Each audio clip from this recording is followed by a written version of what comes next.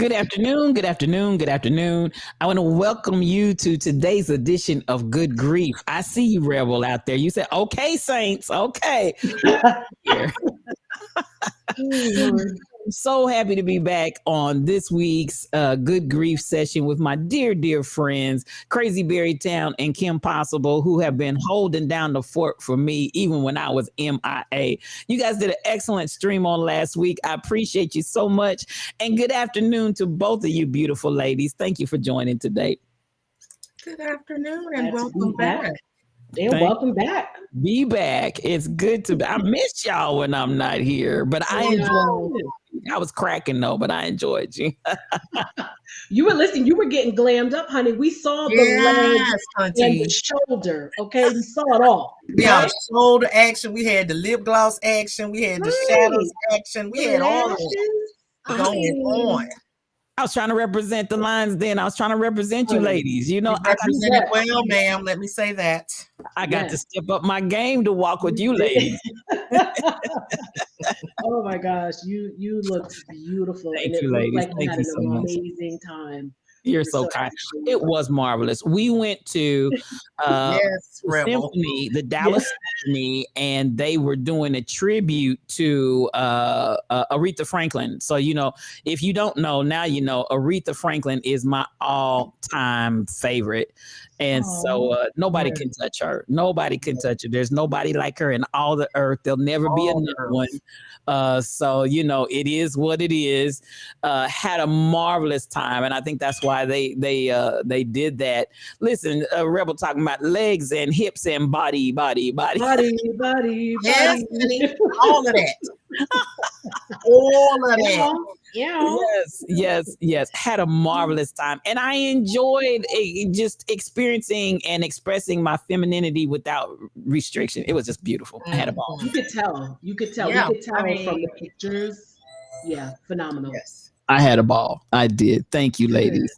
Yeah, that was fabulous. So it was an Aretha, it was an orchestra. The symphony was in the background. Let me turn my phone off, which keeps dinging. Wow, that sounds beautiful. But the orchestra was in the background, and then they had two vocalists. There was a sister that was singing, and then they had a brother that was singing. Then they did a lot of Aretha's material, and then they did some Otis Redding, they did some Sam Cooke, they did, just a myriad of different things. And then they're both vocalists in their own right. So they did some of their own material. But, it was excellent. And then you had the orchestra there backing them up. But, my all-time listen, I went on You Made Me Feel. Child, you just stand up and sing with the people. Baby, I was up in there. I was standing, I was grooving, I was swaying and moving, had a marvelous time. So yes. That is so nice. And what a neat idea to do the symphony like that with Aretha's music. That's awesome. It was marvelous. Yeah. And if you think about it, like a lot of her stuff before she went to Shoal Creek, it was with the orchestra. So, it fit right in, even though a lot of people don't think about that. But she had a lot of orchestration background in those earlier years. Good evening, Din Don. So, it was perfect. It was really good. That's awesome. Very good. And to have friends and loved ones that surprised you and kidnapped you essentially, that get glammed up and then treated you to a whole day of it just being all about you. That is just amazing. I know. It was 2 days. It ended up being 2 days. Oh, wow. Yes. Yeah, it was really, and I was on my way out of town, so they were really maneuvering fast. Oh, goodness gracious. They got to get on your schedule. Okay. Listen. But anyway, it was great. It was great. That's awesome. Yeah, we're really happy for you. Thank you. Welcome in, everybody. Welcome in, SK8843. Let's go. Hey, Din Darn. Hey, Din. Welcome in. I hope you are doing well. Welcome to you as well, Rebel. What's going on? Rebels. Rebels. Even the cracks coming over here on Good Grief somehow just don't fit to me, but it's okay. It's okay. It's okay. We'll figure it out. Needed. So needed. We need the cracks. Yes. So did anybody listen to the at least bookmark the podcast from last week? We talked about I it. did, and I had every intention of going back and listening that day, and the week started taking over. So yeah. No, I mean, I think you have to be in the right life. headspace too. I think for something like that also, I will say, good afternoon, truck driver. How are you today, brother? Truck driver.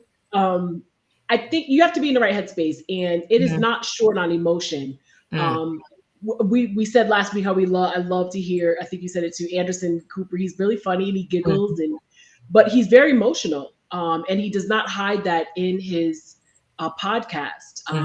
The second one I listened to, he I wouldn't even say interview, because it's really like you're in his mom's living room or apartment, and he's just chatting with his friends. And in this case, the second one was her friend, one of her best friends, and they were talking. And when she left, like, she was telling him he was doing a good job of cleaning out his mom's things and all this stuff, and you could hear him close the door, and he just bawled crying. So, you kind of, I mean, to listen to something like that, you kind of have to be in the right headspace, I think. But because he does not, and same with Stephen Colbert. That's the first one I listened to that I mentioned last week. And Stephen Colbert also, I listened to it once more because I felt like through my tears, I missed something. And I did, actually. So I'm glad I listened to it again. But both he and Anderson Cooper were crying a little bit. And then in this other one that I listened to, he was just so emotional. And I think those of us who have been responsible for going through our loved ones' things, whether it's going through them to sift and sort or to close out a place, like I did with my mom, he did with his mom. He actually cleaned it out, and since the recording of the podcast has sold at least that apartment he was in. I think he has sold a few of her properties, but it's a very emotional thing, and I can't even imagine, doing that and sort of, so to speak, interviewing people about grief and going through this. So I don't know how he got through it, but definitely take a listen. It is good. But again, I think you do have to be in the right headspace for it. In some parts it is moving, but there are a lot of nuggets. You know me, the professor, like I said last week, I took notes on some favorite quotes and just some things that I thought were really, really powerful. So definitely. And I love the fact that there is a podcast. I mean, sure, it's a celebrity, and I know how people feel about that sometimes, but I'm just happy that there's a platform out there, right? In that way, with someone of Anderson Cooper's, his fame and his mom's fame, Gloria Vanderbilt, the genes, I'm proud and I'm happy that there is that space. And actually in Stephen Colbert's, in his conversation, they talked about that, how there is nowhere really to put grief in our society. And grievers. And I was fascinated by that. I was fascinated that they just so casually just brought it up, just like we do here. So again, it just highlighted, I don't say it proved, because we know this for a fact, that grief is the great equalizer, and it doesn't matter your fame or your wealth or your station in life. It's grief. And the biggest, I think one of the biggest takeaways was, which is, again, I swear, you all think I'm probably a robot or something. I swear it's me. Let me pinch myself. But I swear to God, we need this platform so bad. One of the things that they said that just stuck with me is that people just want to be heard. People want to express their grief. They want to talk about their loved one. They want to say their name. They just want to know that somebody else knows, right? Yes. And they do too. Yes. And Anderson Cooper, what is fascinating is he said, sure, everybody knew my mom as Gloria Vanderbilt, but she was my mom. Right. She was my mom. And not just a lady on the jeans that you wore in high school. Not just we want people to know that. But she's a real person with a real family. Yeah. And I miss her. Yes. Yeah. I mean, I think, it's really a good thing that he took his platform, as we said before, and just made his grief human.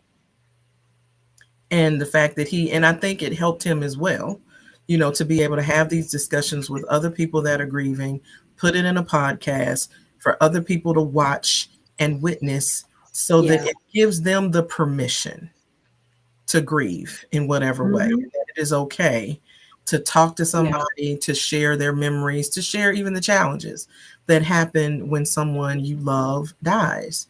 So to normalize that, I think, is the goal.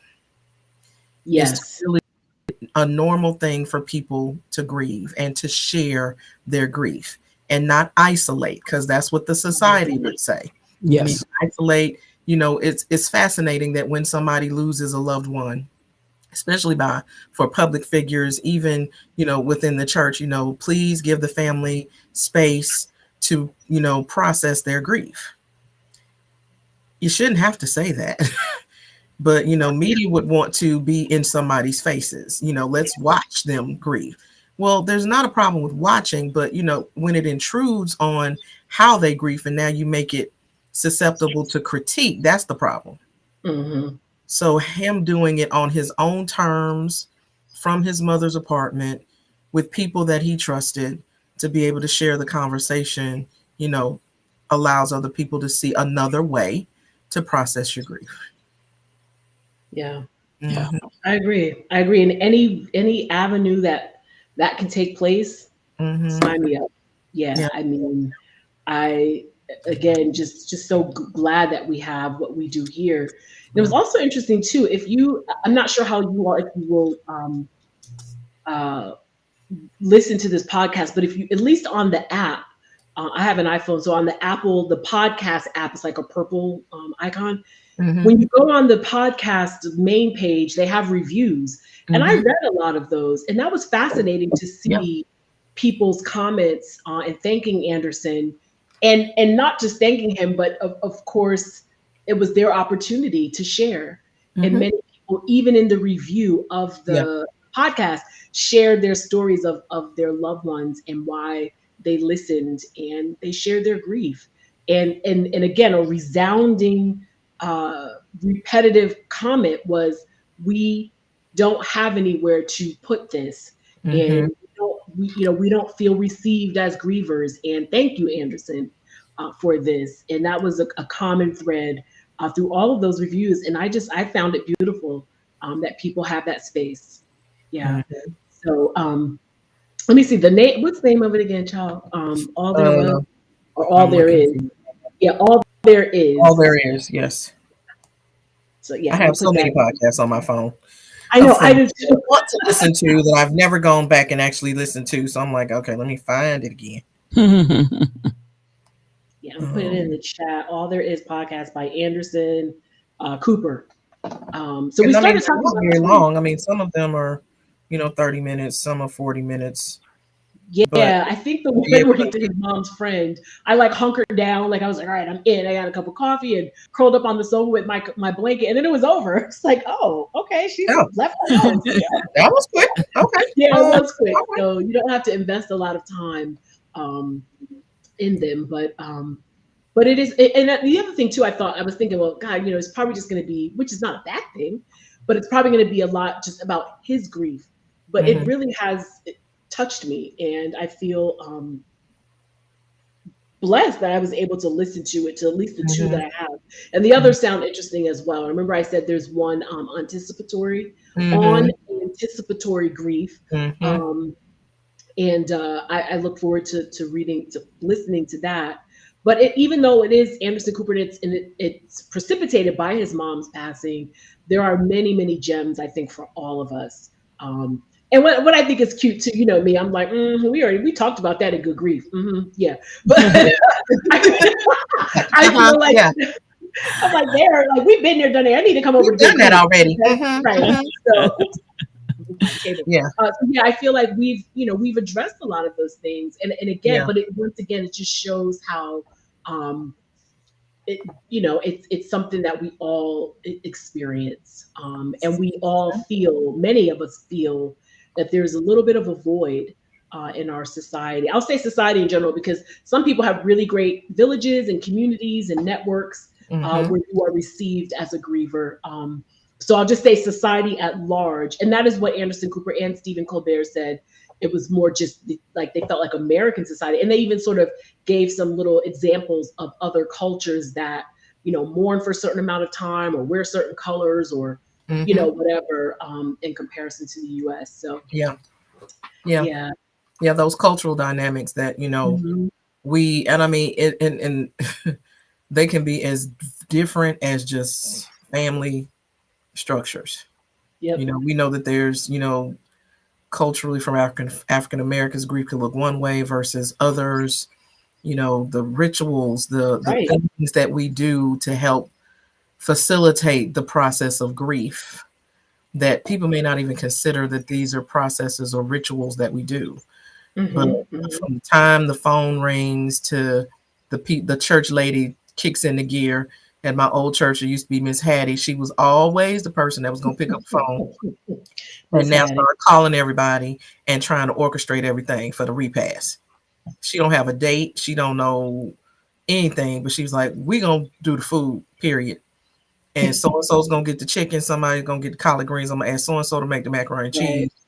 We don't need sister so-and-so's potato salad because it didn't work out last time. But we need such and such because we're together. Yeah, her goal was to, how do I help this family in their time of grief, and how can I comfort them through food? And we've talked about that in the past, about just, food and all the different things that people do. But, I think the more we can peek into the lives of other people as they grieve and as people are more transparent about their process of grief, then it just gives other people permission. Yeah, I agree completely. And I think sometimes people don't know that they're looking for permission, right? And I kind of got that through the reviews, the reviews that we wrote on that podcast. It was almost like listening to this podcast gave them permission. They didn't know they were seeking, but it gave them this permission to breathe, to share, to share the podcast itself literally with other people. Which is in a way talking about grief. If I say, just like I did to you all, hey, you guys got to check out this podcast. If I share that with my friends, which I did in text, that's opening up about grief. And I think you're right. When people have an example, and I do think the rituals also, help in that, or have a part in, again, that permission, to grieve. I think that's so important. Yeah. Yep. It's fascinating about the food. You all know I love talking about food.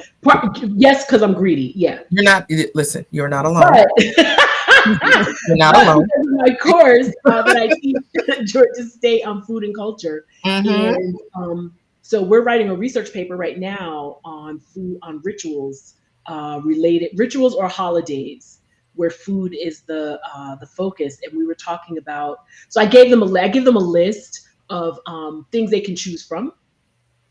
And we kind of paused on funeral rituals. And the makeup of my class is, both of my classes are mostly African-American students. They're either coming right out of high school, 18, 19. I have some students from other cultures and other countries, but not a lot. So when I stopped on funeral rituals, people were like, what? I can't write about that. There's no food. So of course, I took that as a ding, ding, ding. Let's suss this out. And let me show you. Right. And we did. And we talked about it. And as I started talking about it, then students started sharing, oh yeah, when my auntie died and my grandma. And then the students from other cultures, they started sharing what they do.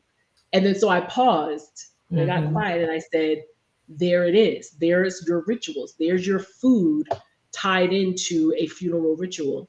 And we actually, I don't mind when it comes to things like that, where we kind of take a left. So we spent the majority of the 75 minutes talking about that, but it was great because I wanted them to hear it in their voice, those rituals that are related to, those funeral rituals related to food, and how that plays a huge part in our process of burying our loved ones. And it was fascinating, particularly because they're so young. And at first, again, they just didn't make that connection, but many of them have experienced that. So I loved making that connection for them. And that's what food does. I'm not going to put my professor hat on. I promise you, I will not.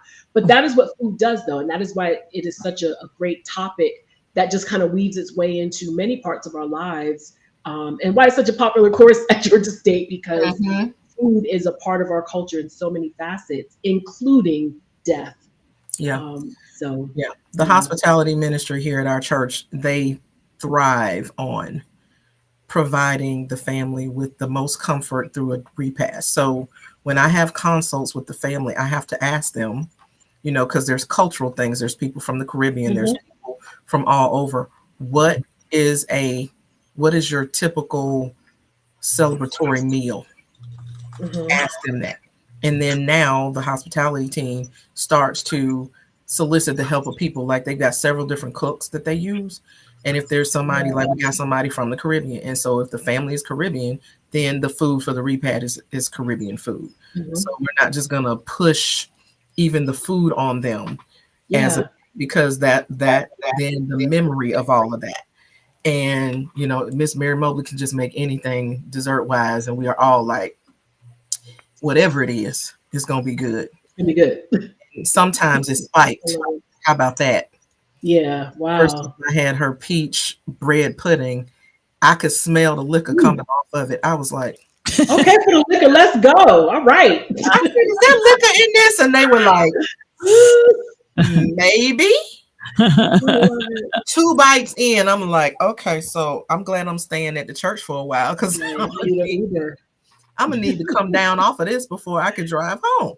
Oh my God. So I love it.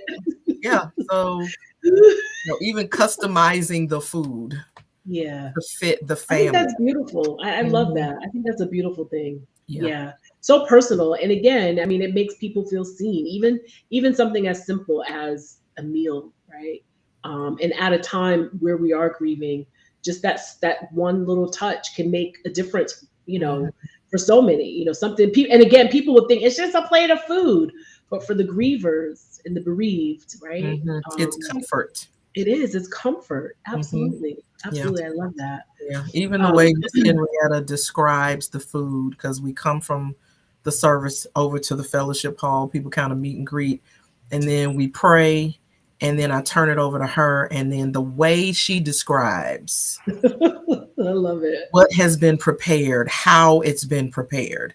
Sometimes she will taste it live in front of people and what it tastes and smells like. And the whole purpose of this is really to provide comfort to the family. I was like, I had never in my life experienced anything like that until I came here to the church. To even I like her. She is the sweetest. I love her. I might have to interview her for my class. I like and she was like, the food is comfort, and how can we help comfort this family at this time? Just through food. And I was like, wow. Okay, ma'am, I see you. I love that. Incorporate that in churches going forward. For sure. That's beautiful. Right? Yeah. It's unique. Look in the chat. Ronzi said, and welcome, Ronzi, talking about grief is so necessary, especially coming out of COVID, where deaths seem to be back to back. Talking through it is healthy. Absolutely. And we've talked a number of times about COVID and grief, and not just losing people, but lifestyle, you know, our old way of living and doing things, you know, freedom to do things, you know, the lockdown caused a different level or layer of grief for people. So totally, we get that, and we've touched on that a few times, and it's still there. It's like still right there, right? Tall pumps. Sorry to hear about your loss. Yeah, so sorry about that. What a tragic loss as well, though. And we're so sorry to hear that. Truck driver. At first, I didn't have a good grief family at first, so this is why I've carried it for over 30 years. And so I met y'all. And now my life is much better, and now I can breathe. Yes. Amazing how we just hold that in, and we feel like once we get it out, we're like, oh, this is what breathing is like. This is what having that heavy feeling off of me is like. And I honestly can't imagine to carry something so heavy, you know, losing your parents. And other loved ones, you know, losing particularly your parents for 30 years. That's a long time. So we're glad you're here. I'm glad you're on. Let's see. Anything else? I thought I saw only one Mrs. Cox. I thought only one Mrs. Cox or something. Maybe I missed it. I don't know. Or maybe it was just your coming in. Yes. Good afternoon to anyone we missed as we've been chatting here. Hey, Stacy, bless one. Good afternoon. Welcome. Queen Shayna here. Hey, girl. Good to see you. Yes, good to see you too. Yes, love some good food all the time. Yeah. Yes, the Holy Spirit does comfort for sure. Yes. And that's what I love about being here is we have a great chat, as you all can see, in this space, and just offering words of comfort and support. We have a great offline. A lot of people have great offline chats and relationships as well, which is nice. Also, we usually plug this at the end, but don't forget about our Discord. If you happen to see the Discord pop up in the chat, hop on it before it goes away. But we follow up there, and it's in Spiritual Thought Leaders Discord, where there's lots of other stuff, but there is space for us in Good Grief. There's a space called Good Grief where we post reflections or just comments. We check in sometimes on each other. We post quotes and memes and pictures and things like that. And then there's also the Win Phone, which is a way to connect and communicate with your loved ones. It's based off of a real Win Phone, of an actual telephone. And since we don't have a telephone for all of us virtually, we use Discord to type the messages directly to our loved ones. So please utilize Discord. It's amazing. And sometimes when I'm up at night, I'll either post or I'll go back and read things that I've read already, but sometimes I'll just read them again, or I'll go through Good Grief and look at some of those quotes and just kind of try to get myself together. Some comfort. So definitely take a look at our Discord. We have some great stuff there. And again, appreciation to Spiritual Thought Leader for giving us that space here and in Discord. Yes, absolutely. Absolutely. All right, let's see. Hey, Joanna G, good afternoon. Welcome back. Good hey, Joanna G. So let's see. BTD Mom. Yeah, how you feel is just how you feel. Nothing wrong with it. The beginning of your process, tall pumps.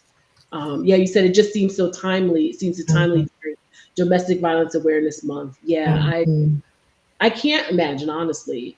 That is very painful. As we all know, right? Loss itself is painful, but when it's tied up sometimes with other people, or it's tragic, or violent, or in some cases, it's a double pain. And there's the trauma that can possible so eloquently talk to us about in the beginning of our stream, when we started doing this. So that's hard. So sending love to you and to your housemate's family. Hold on, y'all. I'm at the church. I hear stuff moving around. I'm like, it's Jesus. It's supposed to be one other person in the building. So is it Jesus? No. Jesus Jamal might be up in there, child. Look, we's locked in here. We got all these cameras. I'm like, wait a minute. Oh, fancy. Yeah, but I don't have the app that has all the camera footage. I only got 4 cameras in my office. Well, how many y'all got? Girl, this space it's a lot of space and opportunity in this building. So we've had to upgrade our security. Because they think that because we're in Alpharetta that people don't do stuff out here. But of course, we know that people crazy everywhere. Yeah. So yeah, Rebel said it might be Nebuchadnezzar. I pray it's not. I pray it's not. The Lord don't let it be Nebuchadnezzar. When she said that the other day, I almost fell out my chair. Nebuchadnezzar. With the writing on the wall. Oh my God.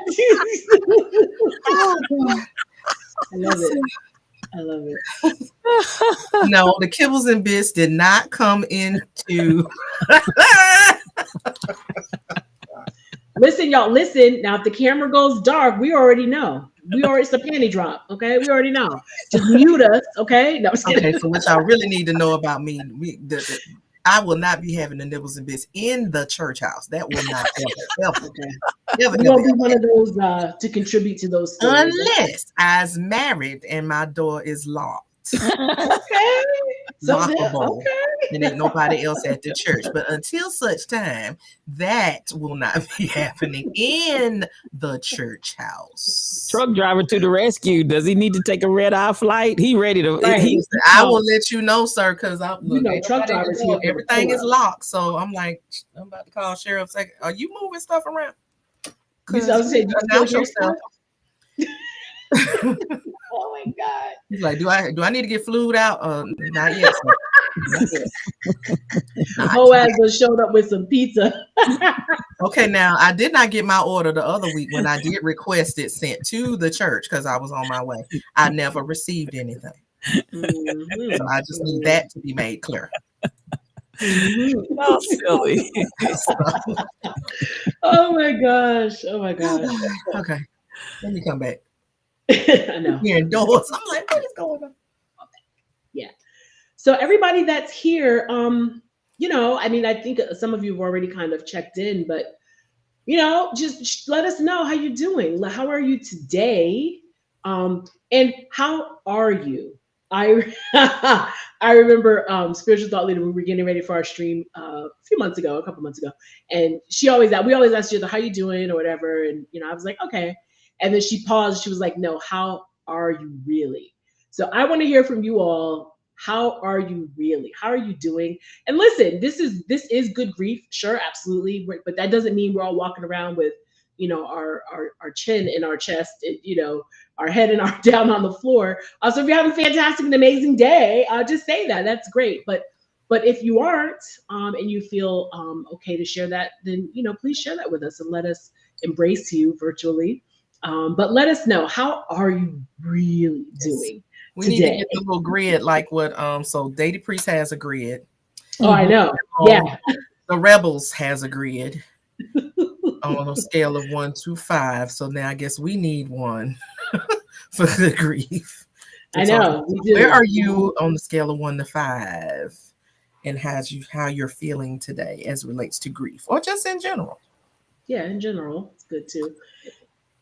Joanna G, I'm pretty tired. I moved. Oh, you moved. Okay. I was wondering where you've been. Hopefully all is well and you're getting settled. Yay. It's the season of movement. What is the Lord saying?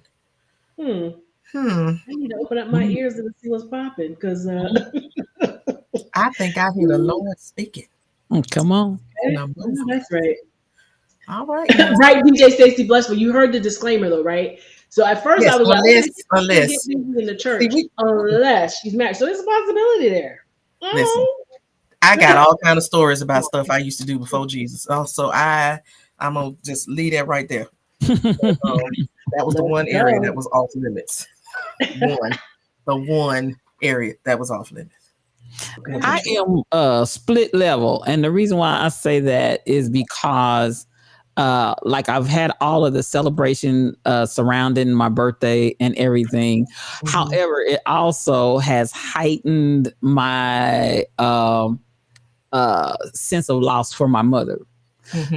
So it's like I'm doing all these things and I'm having a good time and I'm smiling and everything is genuine. There's no put on or fakery there, but there's a really, really strong undercurrent of I miss my mom. And I will sometimes just, even wherever I am, I'll just talk and I'll be like, I miss you, Mom. And I'll just have conversation.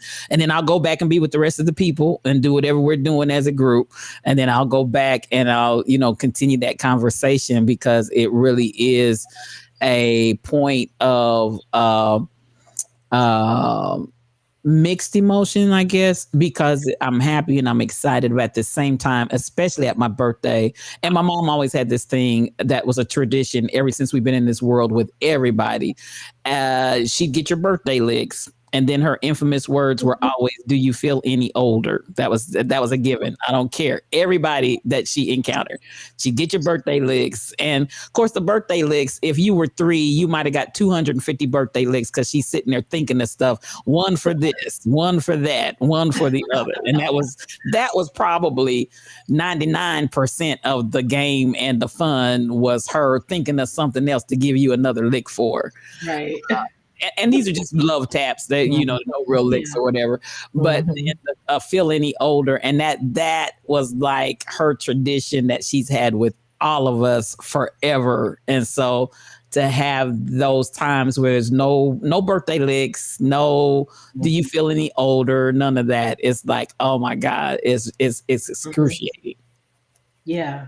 Yeah. Yeah. And you're right. The high moments, they're great, but you're right. It heightens the absence. It really does. I've talked about that too. Where I think it's literally everything. It doesn't even have to be where I'm dressed up for my birthday with my shoulder and my legs out. No, I have to be all of that. But anyway, it could be. It could be. And my lips glistening. I know it. Just glistening and glowing. But for me, it's like everything. It's everything. And when I say everything, as you all know, my life is pretty tied up with Captain Boots and his stuff. And so the highlights and the joys of my life really are surrounding his things. So even something as simple as swim practice, and he does really well, or he's leading the kids in the exercises before they start. I'm like weepy, I'm like, it's just, I shared so much with her, my mom, and, even the small things, because they mattered to her, and she is, he was 4 when she died, but she wanted to know every little thing, did he have his second poop, when he was a baby, and, what was his first, just whatever. She just wanted every little thing. And as the years went on, it was the same thing. She didn't care how small it was. Call me, send me a picture, whatever. Yes. And so those things, I feel high and joyous and proud. But there are moments where I'll get a little too quiet, or nobody's clapping, or, they're getting ready. We have to be quiet when they start the time for the kids to jump off the blocker or dive. And it's real quiet. And I start to feel a little flutter because that absence is so evident at those times. Yes. Yeah. I totally get that. I just want to say, I saw Ronzi said, I have the program of my deceased loved one on my fridge. Yes. I've not gained the strength to take it down. Don't. Yeah. Until I've you're got ready. this Webb's program right here on my desk. Yeah. That has been there since the services, that will stay there. Yep. And there's nothing wrong with that at all. Nothing wrong. You're right, truck driver. We all have a story. Every single one of us. We do. MCP 812. Hey, love. Good to see you. Welcome in. Yes, Dindar. There's a hole in your heart, right? Yeah. It's there. And, it's sort of, you feel it more, right? When there's things where your loved one would be or would be interested in, it makes it difficult sometimes. BTT Mom says, today I'm good. Sitting in the sun, reflecting on these sessions helped me tremendously on my not so good days. I cry without guilt. Amen. Amen. Good for you. Yes. And who's washing mustard greens? Wait a minute. SK8842. Let's go. The mustard greens. Hey, mustard greens, really? Yeah, that sounds awesome. And you miss your mom. When do I need to come by? I know. Just leave me a little cup, little dish out on the porch. Little Tupperware container. That's all. Yeah.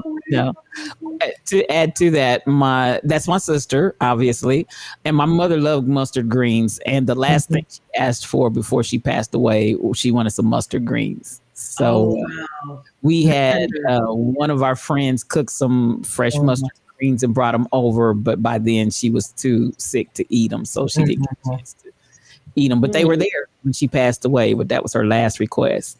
Wow. Only one Mrs. Cox said, I'm doing well today. I was going through some of my mom's paperwork last night.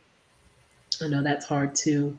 MCP 812, super sensitive as the 1 year anniversary is nearing of Valerie's departure.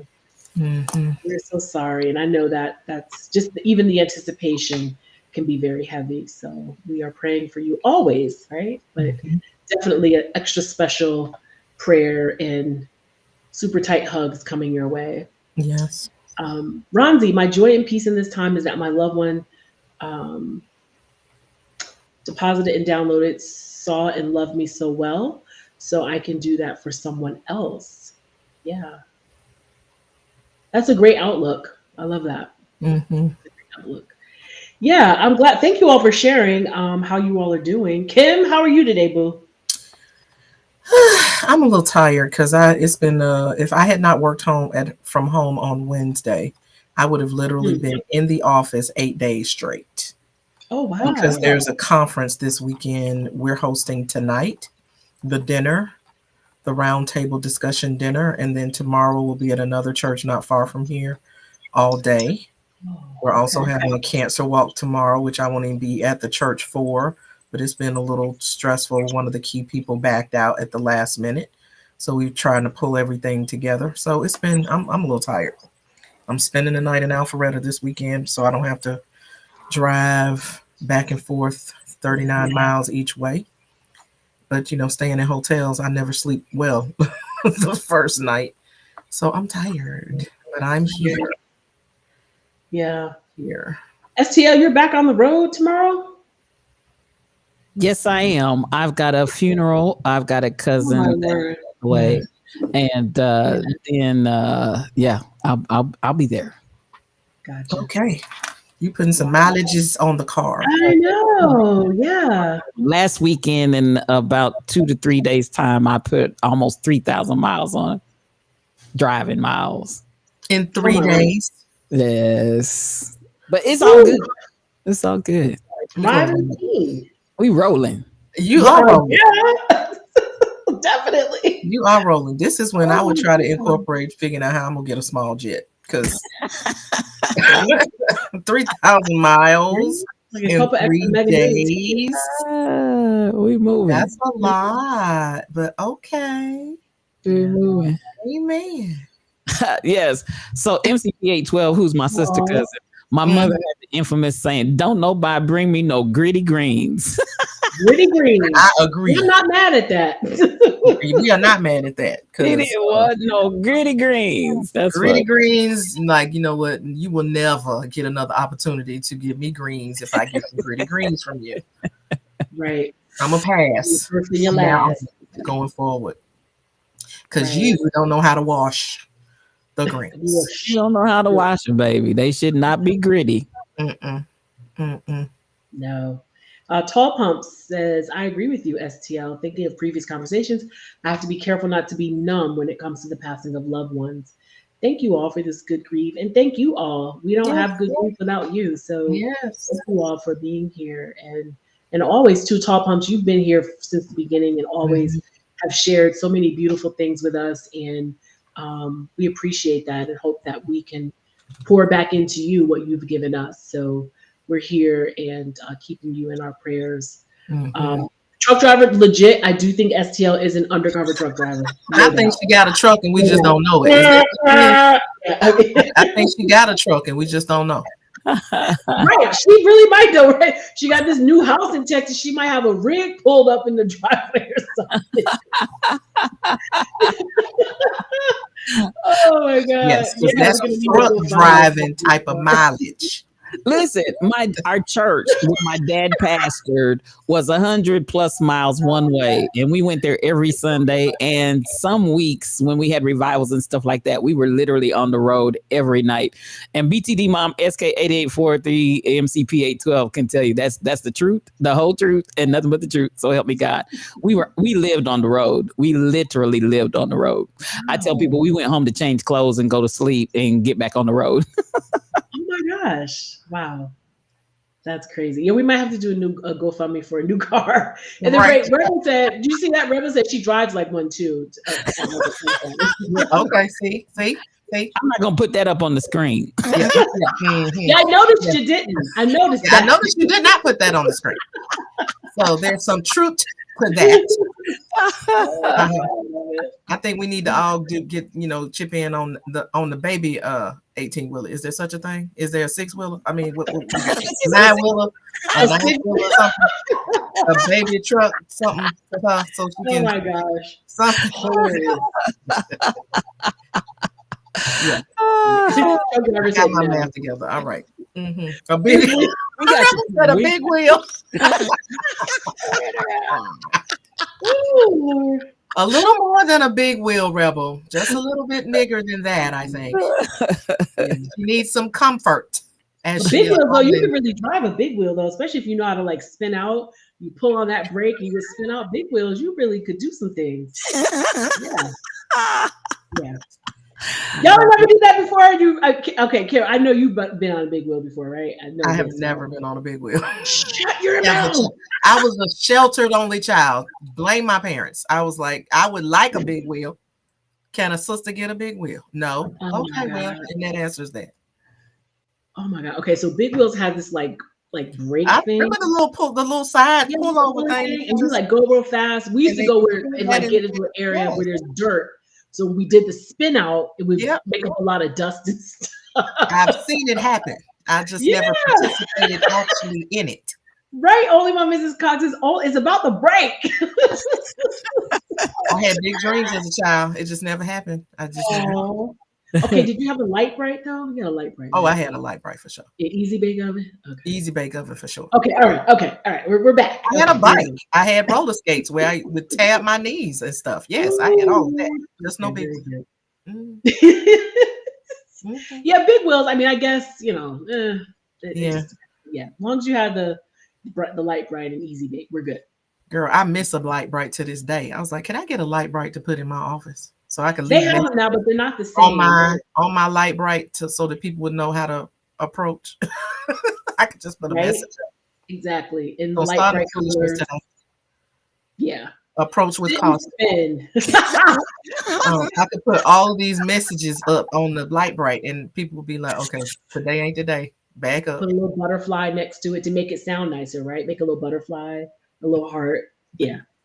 Somebody gave me this cup and I was like, how did y'all know I used to say this when I was a prison chaplain? It says, what is that? Let me drop everything and work on your problem. See, right. And when the lady gave me that, I said, why are you giving me that? She said, the Lord just said, I just thought it was the cutest thing because that's not even your personality. I'm like, that was my favorite at the prison. When people would come to me, I'm like, I'm just supposed to drop all my stuff and start working on your problems. Is that what you're asking me to do? Yeah. My motto around here, my husband always says this all the time. He'll say, I know. My lack of planning does not constitute an emergency on your part, but I need such and such. Dude, don't quote me if you're going to go against it. Like, your lack of planning does not constitute an emergency on my part. Sorry. No, he already knows that. You don't have to say it. Pretty. He said, I know I'm late. This is last minute. I did not think this whole thing through. However, I still need your help. Right. Yes. Only one Mrs. Cox asking you all for prayers, dealing with some health issues with my dad. He had an MRI on his prostate today, praying for a good report, and we are as well. Absolutely. Yes. Yeah. I know you've been taking care of your dad and helping him out. So I know that's hard. And you're grieving also, the loss of your mom.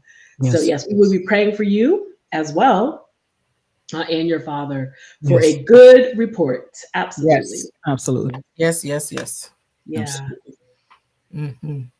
So I want to, so speaking of that, I want to know, I'm sorry. Go ahead. I was saying you didn't tell us how you were. Did you? Did I miss it? Oh, I didn't. You did not. No, I didn't. I don't think I did. I'm all right. Yeah, I am busy.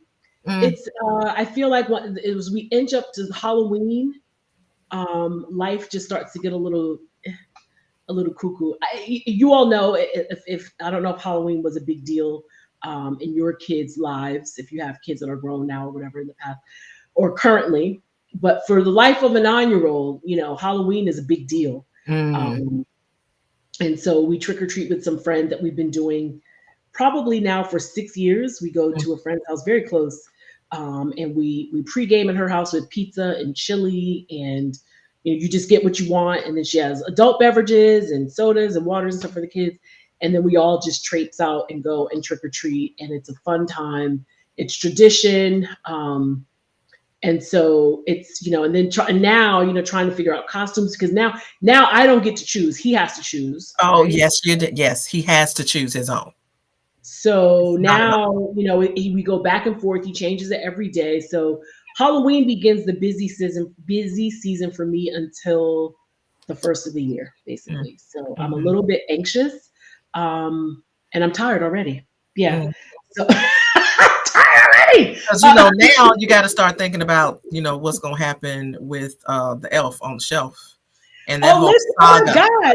Oh my god, I bought some stuff yesterday. I am in full wedding planning mode. Marshall is getting married. Oh my goodness. You didn't see the save the date at the end of the year last year? Marshall, I did, but the drama could include that something happens in the wedding and go through. I mean, it could be straight up at ATL Marshall Chronicles or something. I don't know. I mean, anything. Right. Well, Barbie, we went dress shopping and she said yes to the dress. So she's got a dress and some shoes, a little, and Marshall has a tux. So yes, we are in full wedding planning mode for my elf on the shelf, Marshall.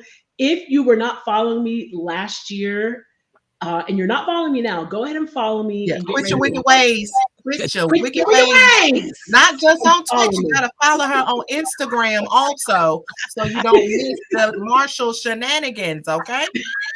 DJ Tantrums, welcome in. Available to crash weddings, but not for free. Paid in food and unlimited. Wait, how are you gonna make requests? Listen, we don't know if Marshall has that type of budget. All right. Right. Barbie might, Marshall does not.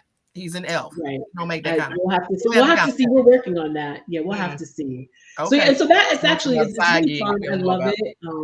So that's kind of also adding to my that's not stressful at all. Actually, I love it, and I'm pretty convinced. I think Captain Boots will not tell me because he doesn't want to hurt my feelings. But I don't think he'll tell me that he doesn't believe that Marshall literally moves around every day. Because the point of Elf on the Shelf is to have this little elf in your house to keep an eye on kids and make sure, we don't have that issue with Captain Boots. So for us, it's more of just for fun, and it's turned into something that I clearly do the most. I'm too much, and that's what he tells me literally every day. It's too much. So he won't tell me that he doesn't believe in Marshall and that Marshall leaves and comes back every night, because I think he knows it'll hurt my feelings if he doesn't believe. So he goes with it. I asked him pretty recently, do you really think Marshall goes back and forth to the North Pole every night to give a report to Santa? Yes, Mama, I do. I don't think he does though, but I'll go with it. So yeah, we're looking forward to the big wedding of the year around Crazy Berry Town, and then Captain Boots, he turns 10 next month. My anniversary is next month, and then Tim has a birthday in December. Then there's Christmas, and then New Year's, and Thanksgiving, So yeah, I'm a little frazzled in advance. Right? But I will say anticipatory frazzledness. Right. Anticipatory frazzle. I think for one of my first holidays, Christmases without my mom, I will say that Marshall was a good diversion. So I want to encourage anybody. I'm serious. You get on every day to see what Marshall's doing. So I just tell anybody and everybody that's in the Good Grief family chat, please do follow Crazy Berry Town, because this storyline that she creates, and you really ought to be a fiction writer. You really should be. I'm looking for some kind of nationwide publicity around Marshall and Barbie's wedding. I really am. Something. Yeah, Please follow her.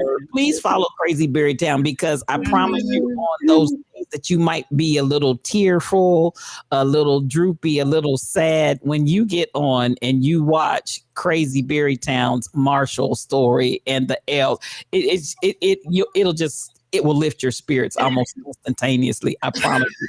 So you're bringing that to the world, whether you intend to do that or not. Crazy Berry Town.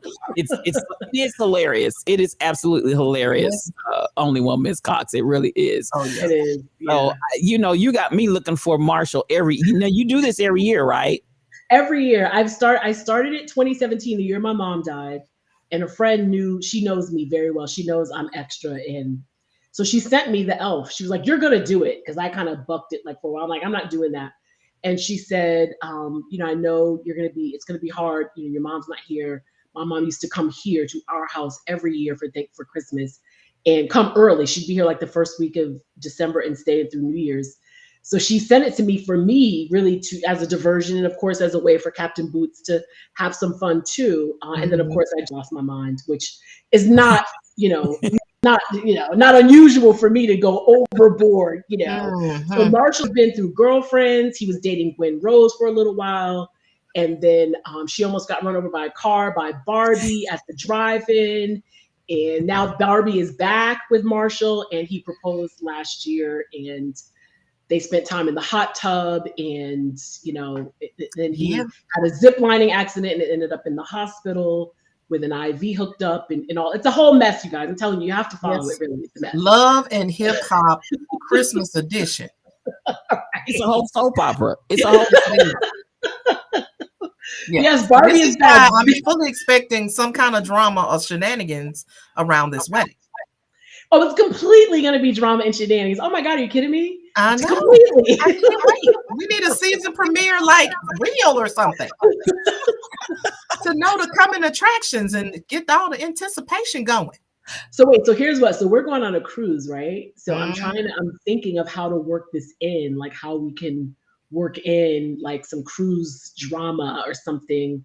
I don't know. I've got to figure it out. I'm working on it. So might be talking to some other chick, or that chick he almost got run over. I think Gwen Rose, even though Gwen Rose is dating Black Panther, who is Marshall's nemesis, Black Panther punched Marshall in the face at a party one night, and now he is with Gwen Rose. But I think Marshall's eye is going to go back to Gwen Rose because she's fly. She's got like the little pink fur and the pump.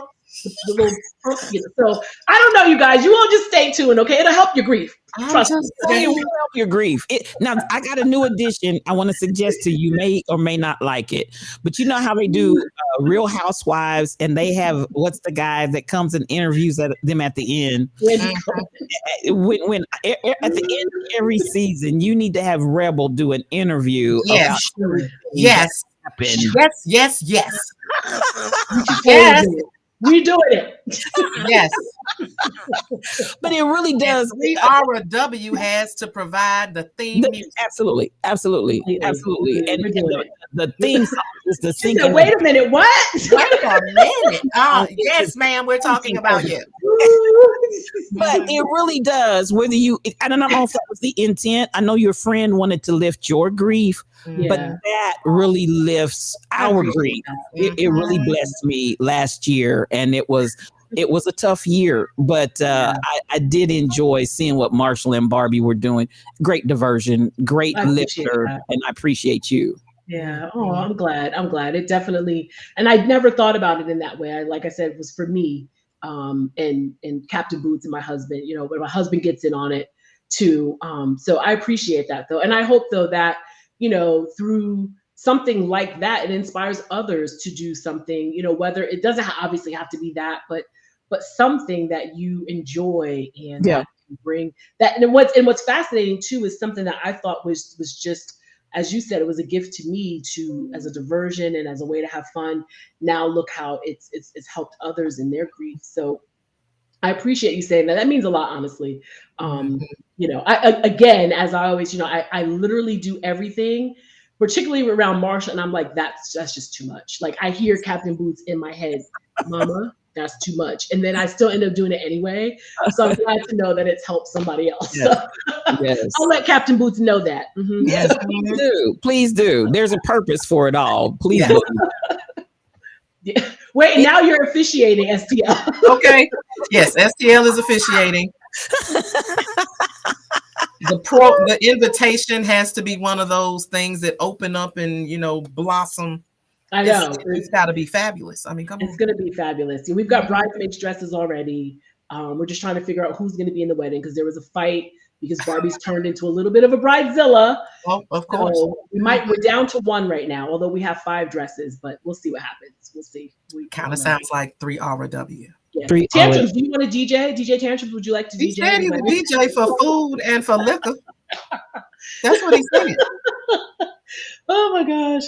We'll see. Yeah, so it's going to be fun. So everybody stay tuned. And stay tuned. Yeah, it's just stay tuned.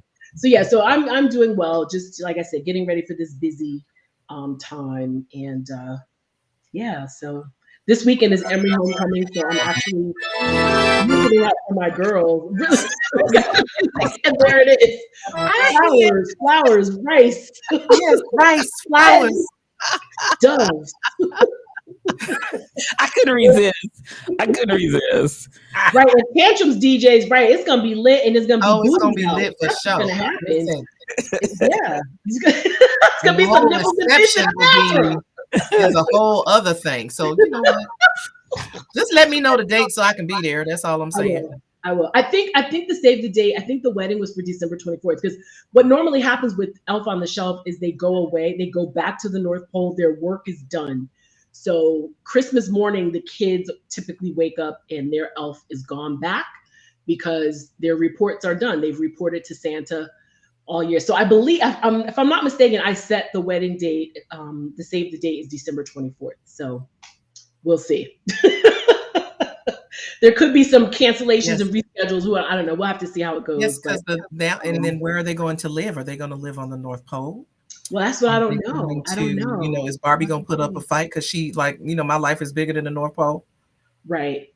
He sent her an invitation to visit, and she said that her skin would not do well in that chilly weather, and so she declined. And so, yeah, I don't know. Yeah, I'm not sure if this relationship's really gonna work out, though. We may not have a wedding, people. Stay tuned. Who knows? I don't know. I mean, who knows? He might end up marrying Gwen Rose. It's the flat flute, my favorite. Oh my God. I'll play this at the reception. It's going down. It's sinking. The ship is going down, and it's not Barbie that's sinking. Because her skin can't handle that sea salt either. I mean, she's like ocean water. What are you saying?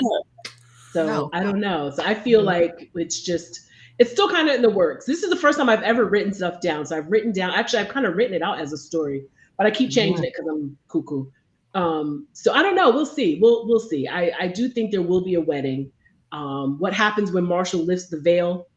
Who knows? I don't know. It might be a Dallas kind of situation or Young and the Restless. I don't know. But it should be fun nonetheless. Are we talking about a Leah and Rachel type situation? What are we talking about? Could be. What's going to happen when the veil is lifted and we don't know who's there? We'll see what happens. No, Barbie's excited though. She is excited though. She's ready and she just has to calm down. I think that's why she's a bit of a bridezilla. She's very nervous. So I think we'll be fine. We just have to calm her down. And I think the cruise will help.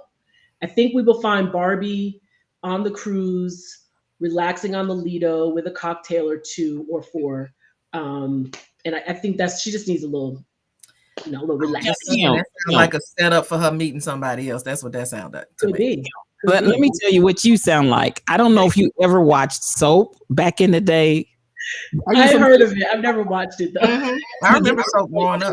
They would ask all those questions. Is such and such going to happen? And You're right. At the end. Yes, they did do that. John, listen, we might need some production, John. We might need some production. We need a photographer. John got to be the photographer. Yeah. So we got to watch the edit of the pictures live on Twitch. I mean, we have to see all of this stuff unfold. Yeah, it's going to be a fun time. Yeah. Now, I don't have books for you to read, John. I've just written it down on my own to keep the story together, because I have to plan this. So normally Marshall returns from the North Pole December 1st, but we bust up on the cruise on the 3rd. So I don't know. He may come a little bit earlier just so we could get in some fun times before we leave. So I don't know, but I have to write things down. So day 1, day 2, day 3, just so I can kind of keep it up. And I have to have my stuff ready, all of my props and all that stuff or whatever. Oh, what would happen if you allowed the viewer to select options around the storyline? Oh my God. I don't know. I have to see. That actually would be kind of fun. Maybe when we come back from the cruise, like we'll do like a few days or something. I was thinking about also trying to figure out a way to do some kind of stream around this, but I don't know how to do it. I can't figure it out yet. So actually, we will figure it out. We will figure it out. Yeah. We have to figure it out now. But you know who's totally invested? The Party Rocker Kev G is completely invested. Like he messaged me every day last year. I'm waiting for Marshall's picture to pop up. And every now and then in his stream, he'll say, "We're getting closer to December. I'm waiting for Marshall." I would come out looking for Marshall too. This is what I observe. And I'm really, I love the levity and the laughter is great. But what you're manifesting, Crazy Berrytown, is how out of the grief, and even though your friend suggested this and you didn't think, a whole lot of it, how out of your grief, how this tremendous energy of creativity has burst out of that. You know what I'm saying? Right. You're right. Amazing that this came out of your grief for your mother and from a suggestion from a friend who may have just been like, hey, let's just frivolously get, Crazy Berrytown reacclimated or refocused or re-engaged in some way, and how that simple suggestion and you doing it has really created. I mean, I said y'all about to make a whole episode. I mean, this is a whole series right here. This needs to be brought and recorded because it's going every which way. So I tell you, and yes, the laughter is so much needed. And I guess I just wanted to pull out of that sometimes in our grief, Jesus Jamal. That's the front door of which I cannot unlock from my office. I have to get up. And oh my God. Oh my God. Oh my God. At the door. Who is it? Oh my. Blow the trumpet in Zion. Listen. All right. Hold on, y'all. I'll be back. Okay. But Crazy Berrytown, I do want to really highlight, because I know sometimes we can be really so heavily bogged down. Is that Tom? Y'all are so wrong. That is crazy. But I've said what I need to say, and that's enough. It's Richard. Oh God. Y'all are silly. But yes. I think that's a good observation. And I think it's also something to share with all of you, in that, sometimes, what I think we asked this, I don't know, it was a few months ago or we were talking about something I read, of course, about how you can be thankful. And actually, in Stephen Colbert, the headline of the podcast with Stephen Colbert is, once again, it's an Anderson Cooper podcast called All There Is. Yes. And he interviewed Stephen Colbert, and the headline of it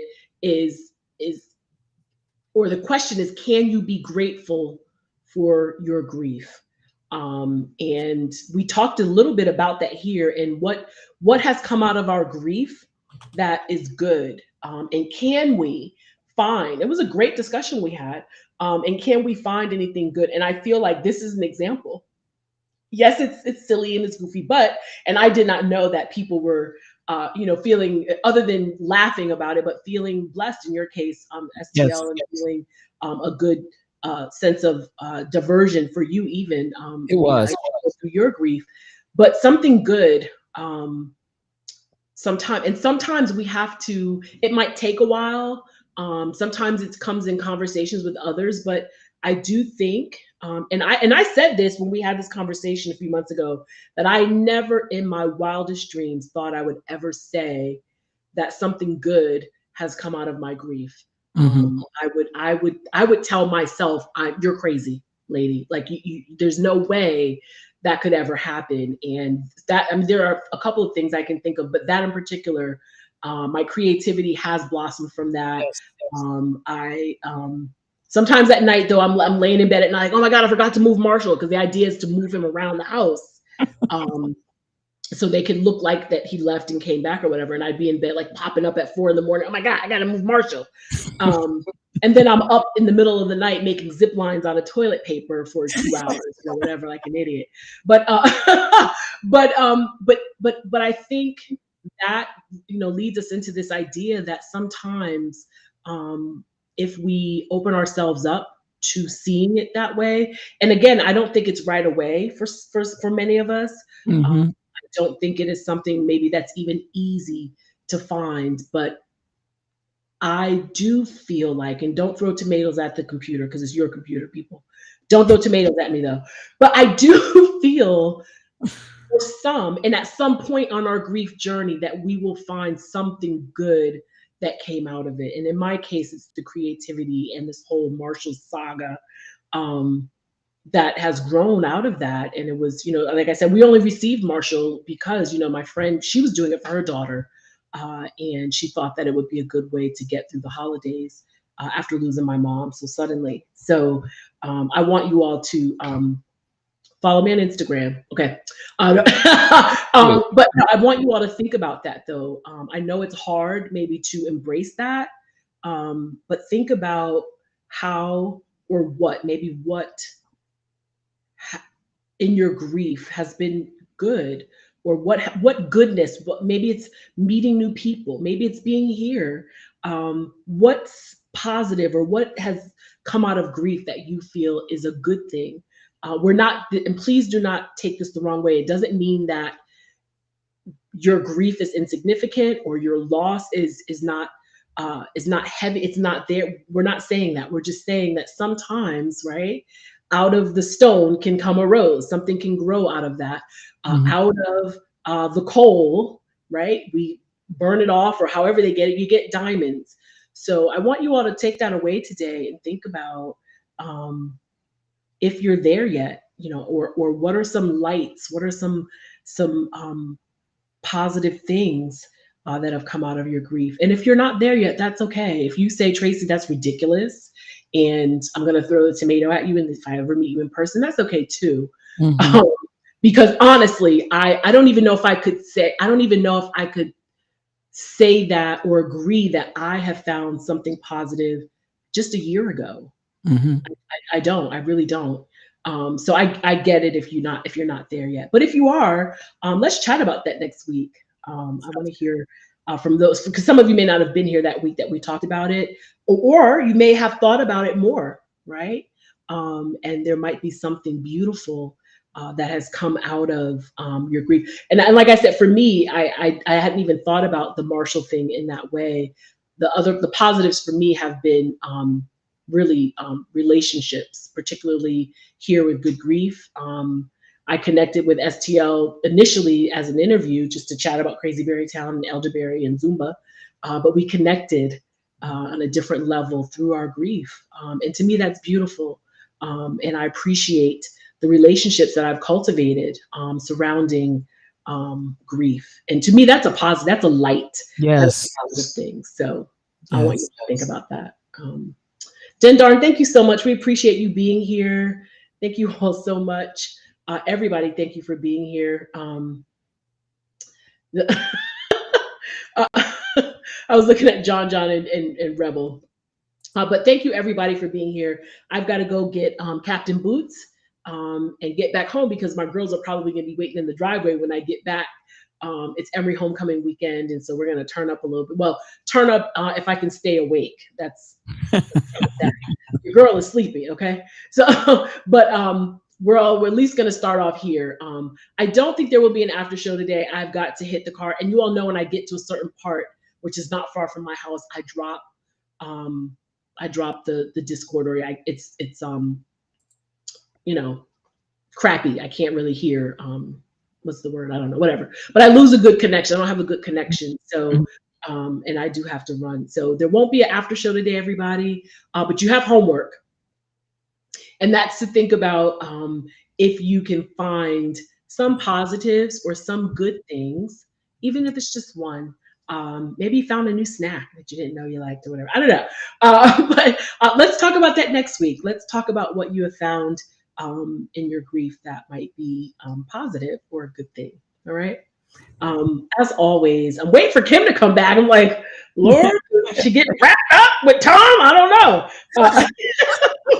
But yeah, I will finish off with it. I don't have SDL if you have some closing words, but I will say, as always, find the joy in something every single day, even when it doesn't feel good. I have to say, I've had a rough couple of weeks, and it's been hard to find the joy, but I sometimes have to try a little harder, but I do every day.